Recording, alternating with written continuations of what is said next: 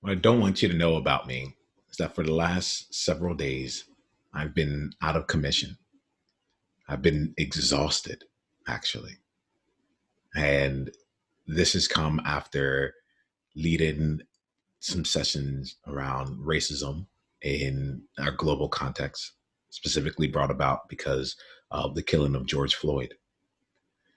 This has come after sharing a hour and a half long video where entitled "I'm an Angry Black Man. This one's for me." It's available on YouTube. It's available on my platforms, and it's one of the riskiest things that I've done in a very long time. And after that outpouring, well, actually, there's two elements. During Racism 20, we had an open forum. We had over 30 participants come. And during that time, I was holding space, this place of holding space for others. And I left there feeling drained, but knowing that great work had been done. Then there was an outpouring of what was true for me. And the reason that that was exhausting was mainly because there was an element of having to confront the things that were real for me and confront it in a public way, to know that this was my opportunity to free myself and to but free myself of the fears that had kept me from speaking honestly and candidly with you and others. And then, in the spirit of being angry and seeing what that might offer, spend more time on Twitter, spend more time on Facebook, just watching videos of uh, brutality, of just humans letting me down, uh, and finding myself wanting to educate myself more and to see more and to make sure that I wasn't turning a blind eye to everything that's going on right now. And honestly, I am angry, but I was a special kind of angry. I was furious. Ooh, that's a new word for me. I haven't really thought about that. Furious as a way of anger. And it was draining. I didn't make another video. I couldn't really even, like, I had all these plans that I was of things I was going to do, and I had really was just caught in just being exhausted. And it dawned on me a few days later that this was due to two major things. The first one, I mean, actually, just at the end of the day, it was due to me not cultivating my energy. Actually, there's still two major things. The first one is me not cultivating my energy. When I say cultivating my energy, this is not, I don't go through life expecting the energy around me to just come. I take time to meditate in the morning, I practice qigong.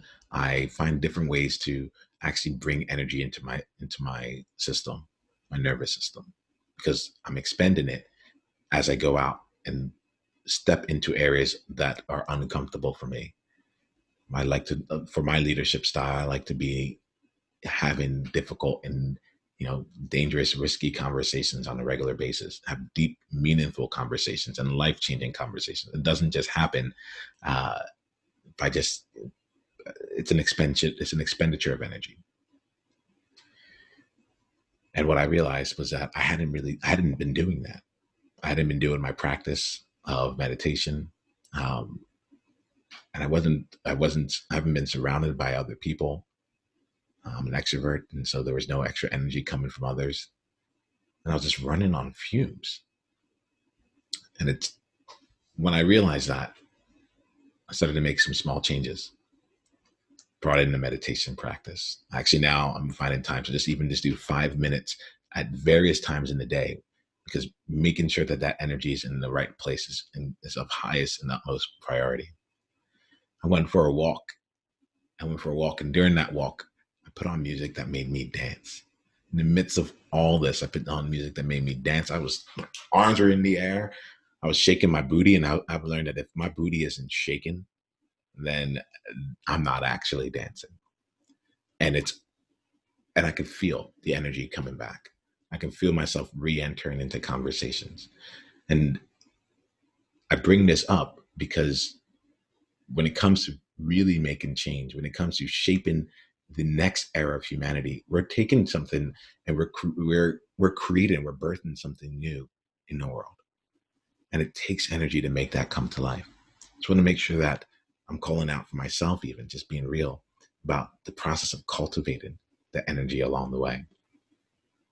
There's another thing that is tied to this, and that's the energy that I was using wasn't the most, I'm gonna call it like the most clean and pure for me.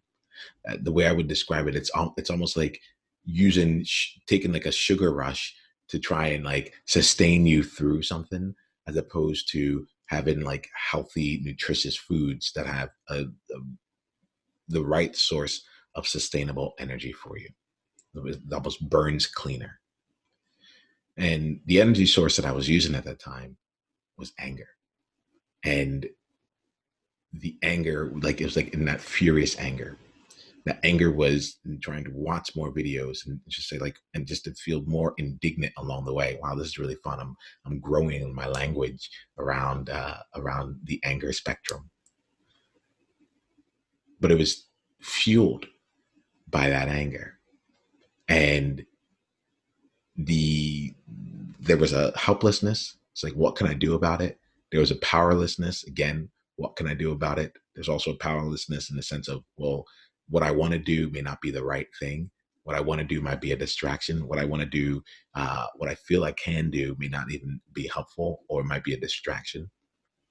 And there was this pent up anger that was trying to find a way to get out into the world. And it didn't dawn on me until after I had gone through the practice of recultivating my energy. I knew I needed the energy to sustain. I'm like, if we're going to really make change, does not happen in 2 weeks. There's some great wins that can happen, but the overall systemic change issues are still with us. And as my energy started returning to me, it gave me a bit of chance to see, like, actually, to see myself again, and to remember something. To remember that when I get angry, the I create. When I get angry, I turn to joy. When I get angry, I turn to conversations and I bring people together and I get closer. And that's the way that my anger really, that's a sustainable energy source for me, because I'm always angry. And so I'm always trying to create and bring people together. And it's really important here, because I do want to make that distinction. I don't want to call out anger as a bad thing. I'm actually like happy to stay angry. And I'm taking the time to find a sustainable way to transmute that anger into what serves me. So I wanted to bring this up. I just wanted, for this distinction here, I just wanted to just be real with you and to share exactly what I'm going through and how I'm navigating this here, so that you might be able to take something for yourself through it. This is an opportunity here for me to just be with you in this moment and to bear myself in a way that is just real with you. Cultivating your energy and using anger as an energy source. Two really important places to see how are you cultivating and what is the fuel that you're burning. I'm curious for you. This one's, I'd like to leave these with something you can do in the next 24 hours. And for me right here, I think that the biggest thing is just, what's your biggest insight from this distinction? What's one thing that applies to you as a result of this distinction? And then let me know. Come give me a comment. Let's share that with me.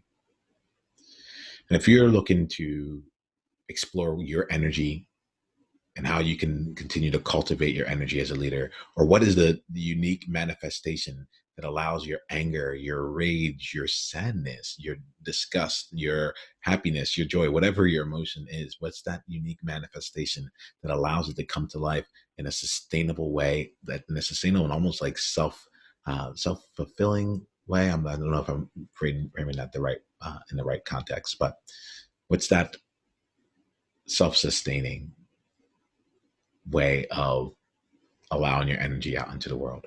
For me, it's in making conversations and bringing people closer. For you, it might have a completely different way of looking. And I want to make sure we give that space too. And if you're interested in exploring and finding out what that is for you, then you should come and join us in our Trailblazer tribe, where you got to work with me directly and with other trailblazers who are really going through the process of becoming more of who they are so they can take on the world and help create something quite magical, create their vision of what the world would look like. If that sounds good to you, go to niiamahashong.com/tribe and come join us and come participate in an upcoming tribe experience. All right. I got your back. We got this. I'll talk to you soon.